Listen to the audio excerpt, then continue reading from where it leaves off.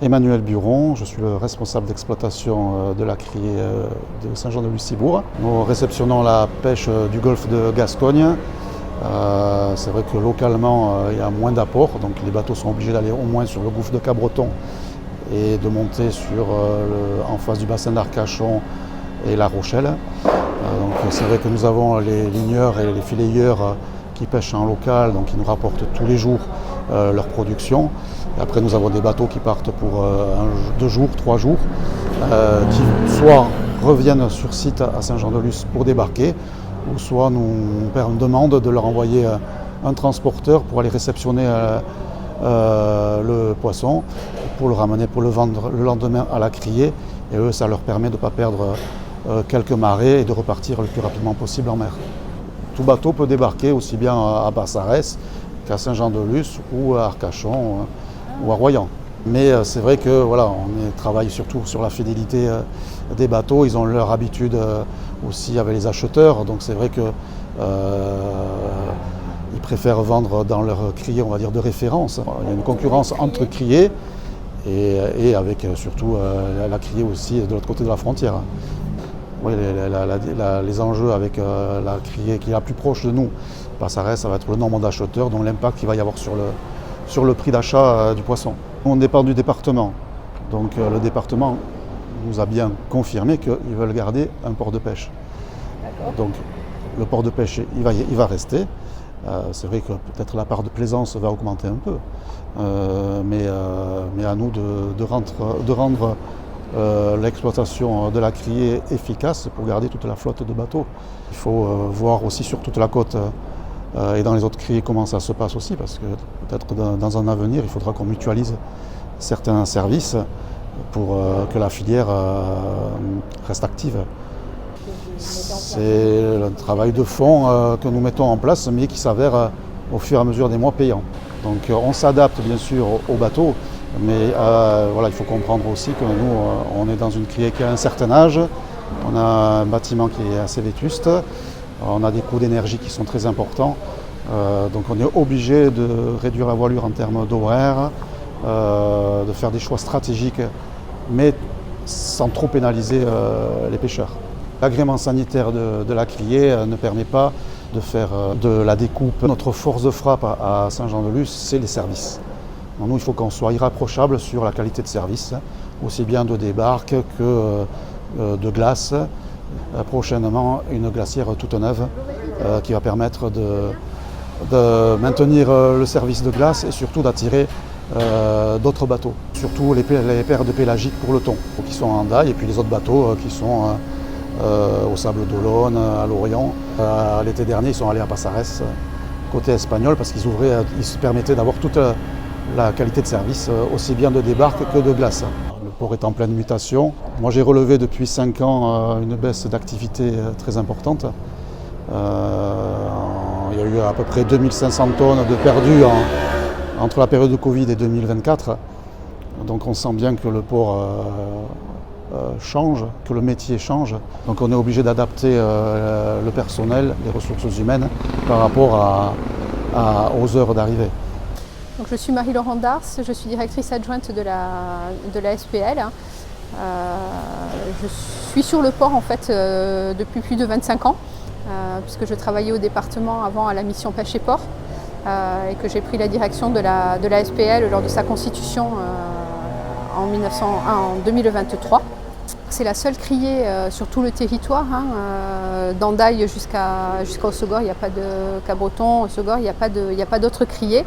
Criée qui permet en fait d'irriguer les entreprises de maraîchage, les poissonneries localement, mais aussi partout en France et en Espagne, puisqu'on a en criée des acheteurs espagnols et on a aussi des acheteurs qui viennent d'un peu partout en France. Les problématiques de réchauffement de l'eau, d'absence de plateau continental devant notre port, en fait, fait qu'il y a besoin d'aller plus loin en mer pour pouvoir accéder à la ressource. Et donc aujourd'hui, on voit bien que les bateaux qui s'en sortent le mieux sont des bateaux qui font entre 13 et 14 mètres au moins et qui peuvent partir 3-4 jours en mer. La pêche artisanale, ce n'est pas uniquement des petits bateaux qui partent à la journée et qui reviennent le soir. Et est un pêcheur artisan, l'armateur qui est embarqué au moins 6 mois de l'année sur son bateau. Ce qui veut dire qu'en fait, un pêcheur artisan peut avoir 2 bateaux dès lors qu'il est embarqué 6 mois sur l'un, 6 mois sur l'autre, et avec un bateau qui peut aller jusqu'à 25 mètres.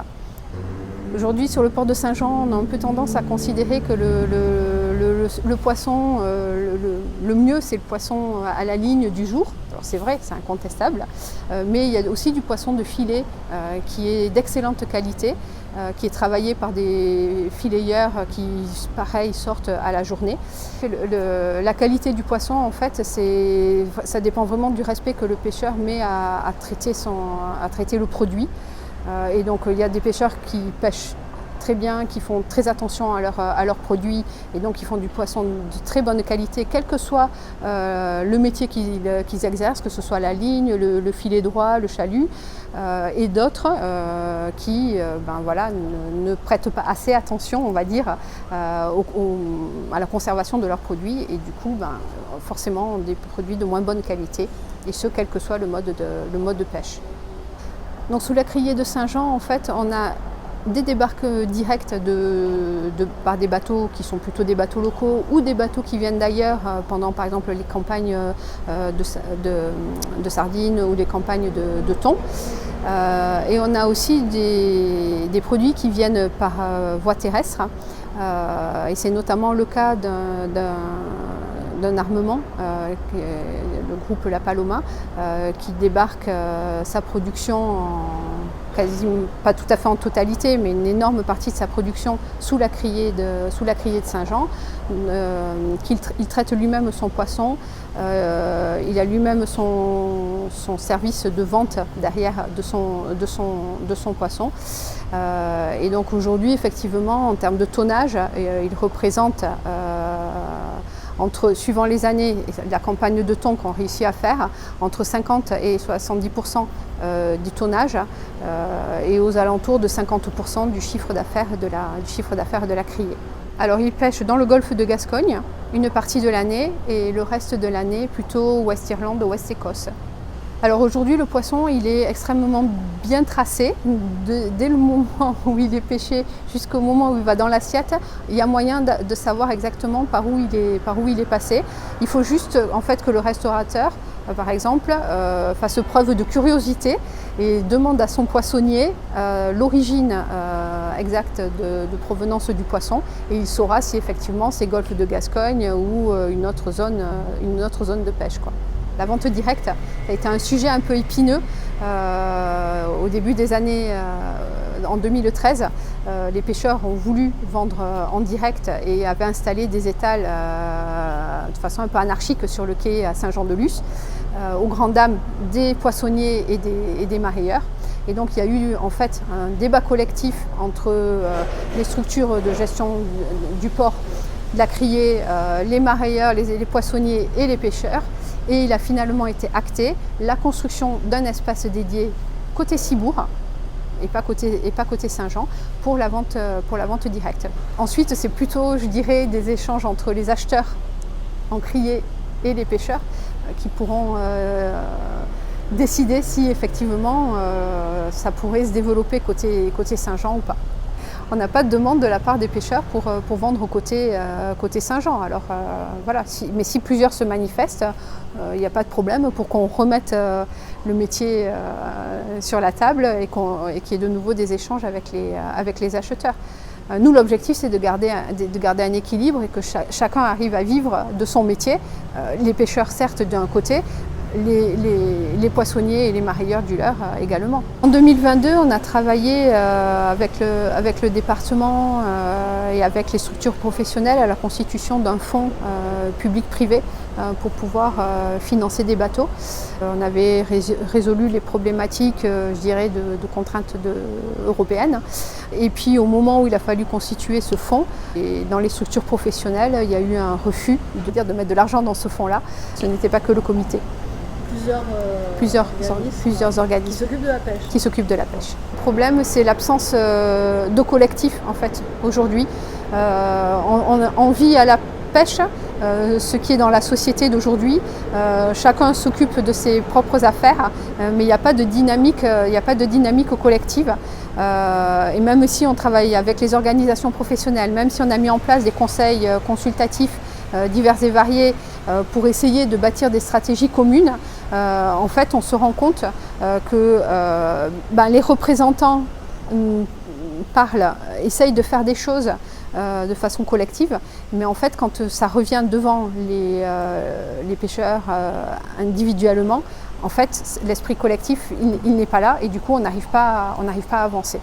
Et ça c'est devenu une vraie difficulté pour arriver à imaginer l'avenir du port de Saint-Jean. Donc nous on fait juste de la gymnastique pour s'adapter à l'existant.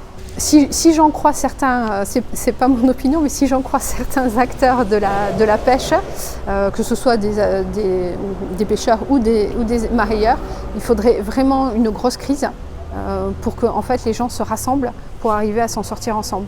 Il faut croire qu'aujourd'hui, on n'est pas suffisamment en difficulté pour que les gens aient envie de travailler de façon collective.